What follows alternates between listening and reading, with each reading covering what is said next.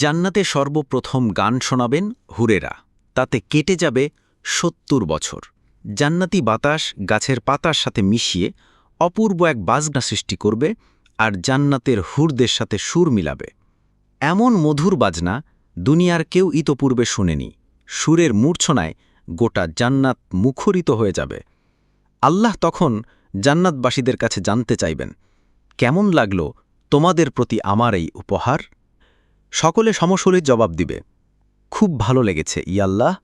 তখন আল্লাহ রব্বুল আলামিন জিজ্ঞাসা করবেন, এর চেয়েও ভালো কিছু শুনতে চাও? জান্নাতবাসীরা জবাবে বলবে, হে আল্লাহ, এর চেয়ে ভালো কি আছে? তখন আল্লাহ বলবেন, আছে, এর চেয়েও ভালো আছে। এ কথা বলে আল্লাহ রব্বুল আলামিন হজরত দাউদ আলাইহিসসালামকে ডাক দিয়ে বলবেন, হে দাউদ, এবার তুমি কোরআন তেলাওয়াত করে শোনাও। এখানে উল্লেখ করা যায়, দাউদ আলাইহিসসালামের কণ্ঠ এতই মধুর ছিল যে তিনি যখন তেলাওয়াত করতেন তখন সমুদ্রের মাছও মনোযোগ দিয়ে তার তেলাওয়াত শুনত। সুবহানাল্লাহ। আল্লাহর আদেশ শুনে দাউদ আলাইহিসসালাম বলবেন, হে আল্লাহ, আমার কণ্ঠ তো দুনিয়াতে ছিল জবুর শরীফে, আমি তো কখনো কোরআন তেলাওয়াত করিনি। আল্লাহ বলবেন, তোমার কণ্ঠ আবার ফিরিয়ে দিলাম, এবার তুমি কোরআন শরীফ শোনাও। হজরত দাউদ আলাইহিসসালাম কোরআনের সূরা আর রহমান শোনাবেন। জান্নাতবাসী মুগ্ধ হয়ে শুনতে থাকবে। দাউদ আলাইহিসসালামের তেলাওয়াত শেষ হলে আল্লাহ রব্বুল আলামিন আবার জিজ্ঞাসা করবেন, কেমন লাগল? জান্নাতবাসীরা জবাবে বলবে, মারহাবা, খুব ভালো লাগল।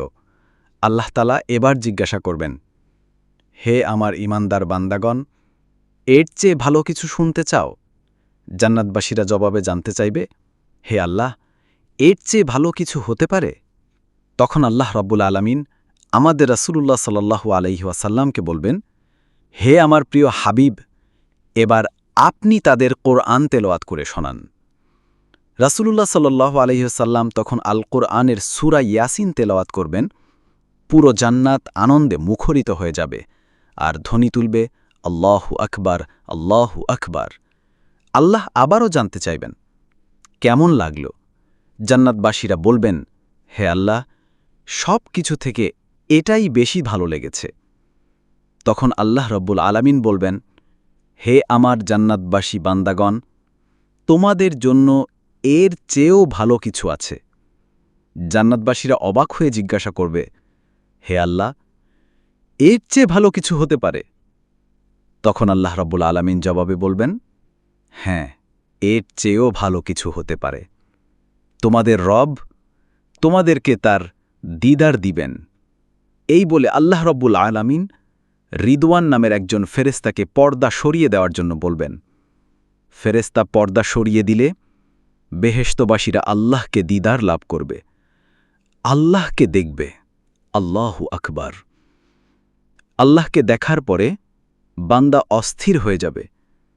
তখন জান্নাতের হুর কি, শরাব কি, নহর কি, ফল কি, সব কিছুকে মূল্যহীন মনে হবে। বান্দা বলবে, আল্লাহ, কিছুই চাই না, শুধু আপনার দিদার চাই, আপনাকে দেখতে চাই। জান্নাতবাসীদের কাছে এর চেয়ে বড় উপহার আর কি হতে পারে? আল্লাহ আমাদেরকে জান্নাতবাসী হিসেবে কবুল করুন, আমাদেরকে আপনার দিদার নসিব ফরমান। আমিন। আপনি যদি ইসলামিক ভিডিও ভালোবেসে থাকেন তাহলে লাইক দিয়ে চ্যানেলটি সাবস্ক্রাইব করতে ভুলবেন না। ভিডিওটি শেষ পর্যন্ত দেখার জন্য ধন্যবাদ।